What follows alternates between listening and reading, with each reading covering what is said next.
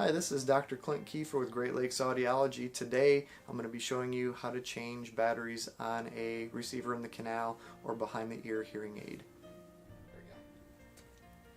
So the first thing you want to remember when it comes to changing your batteries is that you should have the right size, and manufacturers make it easy by color coding and using the same number for the correct size for your instrument.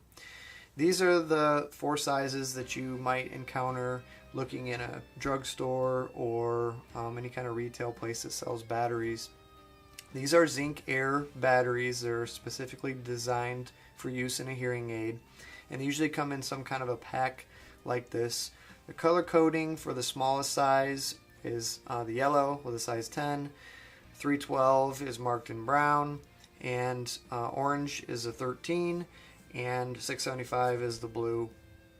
The P or sometimes other letters before the number really doesn't have any meaning that you have to worry about. Once you know the correct size, so for this instrument I'm going to be using to demonstrate the battery change on, the correct size is the 312 trimmed in brown. Once you have that set aside and you know your battery needs changed, usually either you know that because one, you're not hearing through the instrument properly, or it might have given you a low battery chime or some kind of signal to let you know that that's occurred. First thing you want to do actually is take out a new battery, because they say that taking the battery out and giving it a chance to power up to the full voltage, which means you have to peel a sticker off the back. Oxygen goes in and reacts with the zinc cell. Then the voltage will kind of gradually power up to the full 1.41 volts, or 1.41 to 1.45 volts. Then they say about a minute or 2 minutes is going to give you the proper strength before you put it in and put a load on it. And actually, the research shows that gives you a slightly longer battery life. While that's airing out or powering up, then you can take this instrument and open your battery door. Batteries usually sit in the door, not in the compartment by itself. It sits in the door, and you want to push that battery out. Now, there's tools that have magnets, and sometimes that magnet can help you pull out the battery just like that.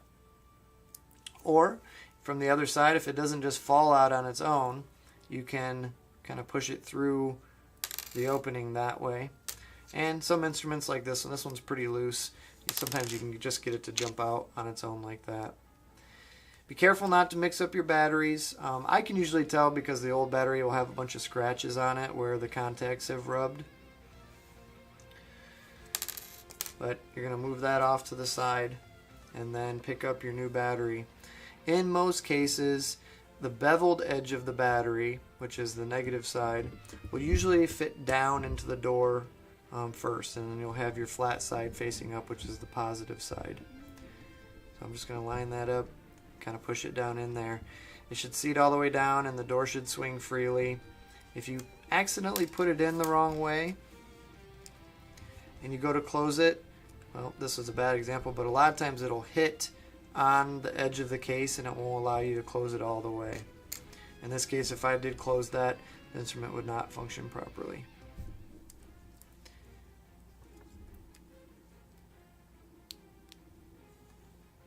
Alright, and then obviously you would put the instrument back on. If you hear it playing the startup music, or you hear the sound being amplified through the microphones, then you're good to go. A final note on this is that most hearing aid batteries can be recycled. Some of them do contain small amounts of mercury, and so that's another reason why you might want to save them up and either take them to your audiologist and ask if they can recycle them for you, or ask your local recycling areas and see if they can recycle the batteries. Or there's actual battery retailers that sometimes will take them as well. Thanks for watching, and I hope this was helpful to you.